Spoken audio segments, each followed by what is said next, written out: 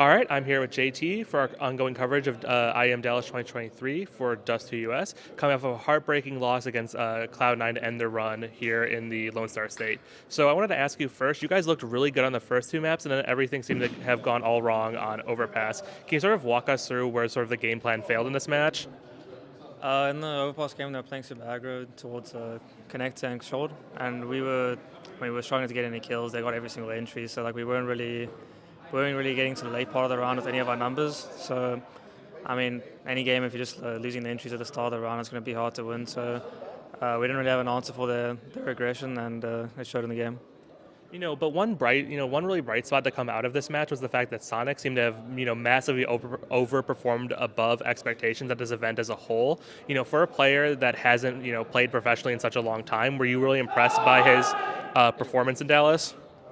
Definitely impressed by him. He played really well this tournament, but I think he's a really good player. I knew that. That's why we got him as a stand-in. We know that he's a great player and he's able to play without a lot of practice. So I'm just happy that he played well and happy that he helped us out, and I just want to thank him for that.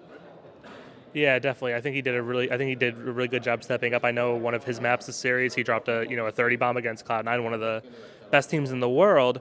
Unfortunately, this does mean Complexity will be missing out on the main stage here in Dallas. But you do have Washington ahead of you. I wanted to ask you, with hallzerk's visa still seemingly being delayed, are you guys expecting to use Sonic in Washington as well? Uh, I'm not sure really. I mean, Hozo can still get his visa for Washington. I hope he does, and we'll have to see from there. Would the plan be though if hallzerk can't make it to use Sonic again?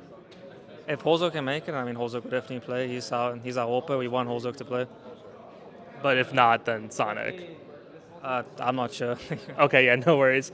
I wanted to ask you too. So we're heading into the player break and the launch of CS2. We've seen Complexity kind of, struggle to sort of reach the high level that they had at the end of last year. What are sort of the goals, to things you're going to fix during the player break to sort of start the second half of the year fresh? Obviously, we're going to take a small break, and I think some of us are just going to come back early and just make sure that we're grinding CS and making sure we get our individual level up. Because I think a lot of these games, a lot of rounds, we lose sometimes because we're just individually not as good as we should be. So yeah, I'm not sure exactly. We haven't spoken about it properly, or when we're going to come back, what we're going to do. But I think most of us are just going to try and put as much work as we can towards the end of the player break. Yeah, definitely. And I want to ask you too. I know recently you have been working on getting a Portuguese passport, correct? Yeah. Can you sort of explain like what the reason for that is and the benefits of finally having an EU passport? I was stuck on the South African passport for a long time, so I wanted obviously to get a different passport just to be able to travel easier. So right now it's been much better since I don't have to get visas for Europe.